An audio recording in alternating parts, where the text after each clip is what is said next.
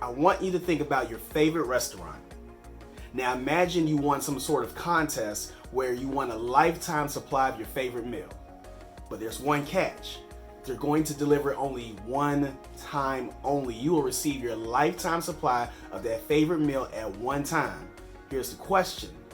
Do you have enough space in your home to store all of that? Do you even have enough space in your fridge to store this? Are you even prepared for your blessing? Now I know it's a silly scenario, but the question is legitimate. Are you prepared for your blessing? Have you even put in the work necessary to receive your blessing? 2 Kings chapter 3 tells the story of an army being obedient to receive God's blessing.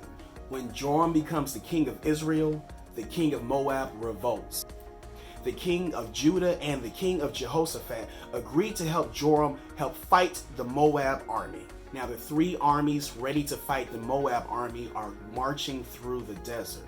But as they march, they become tired, they run out of water, they run out of food. Now in the midst of their suffering, the prophet Elisha declares that God will provide them with food, water, and squash their enemies. But in order for that to happen, the armies must dig ditches. The armies have to dig ditches in order to hold the water soon promised by God. The armies are obedient. They dig the ditches, a great rain comes, and the ditches hold enough water for the armies to regain their energy. On top of that, when the opposing Moab army sees the pools of water, it looks like blood in the sun's reflection. They assume that the armies are defeated. They think that the armies have all killed each other. So the Moab army comes in overconfident, but they're surprised and they're ambushed by the Israelite army, and the Moab army is defeated.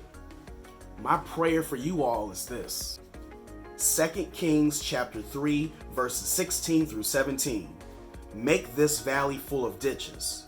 Ye shall not see wind, neither shall ye see rain, yet that valley shall be filled with water. I want you to put yourself in the shoes of that Israelite army. Tired, frustrated, exhausted, you don't even see victory in sight. But then you receive a message. I need you to work a little bit harder. I need you to do more. I need you to dig some ditches because victory is upon you. However, there are no visible signs of victory. There is no physical proof. Diligent obedience, faith in the midst of struggle. That was the key to victory for the Israelites, and that message rings true for us. This message applies to you if you're a student, studying all the time, staying up late to do projects. I know it might hurt, but you're preparing for your blessings. If you're in a relationship, you might have to do more. You might have to give in more to your partner, listen to them more, sacrifice a little bit more. It might hurt a little bit, but you're preparing for your blessing. Whether you apply this to your finances, tithing more, investing more in something that you know is important. You might not feel you have enough money. Using your money wisely, you're digging ditches. You're preparing for your blessing. Speaking from personal experience, my career as a school teacher. When I first started teaching, I struggled, I suffered. I didn't feel I was adequately equipped to handle the rigor, the stress of working with students who were not the nicest to the teachers they dealt with. I should have quit. There are times that I felt like I really wanted to quit, but I did not. I persevered. I kept on going. I pressed on. I listened to my mentors, and I grew as a man. I dug my ditches. I invested in my career. I kept on pressing forward. I kept on learning my craft.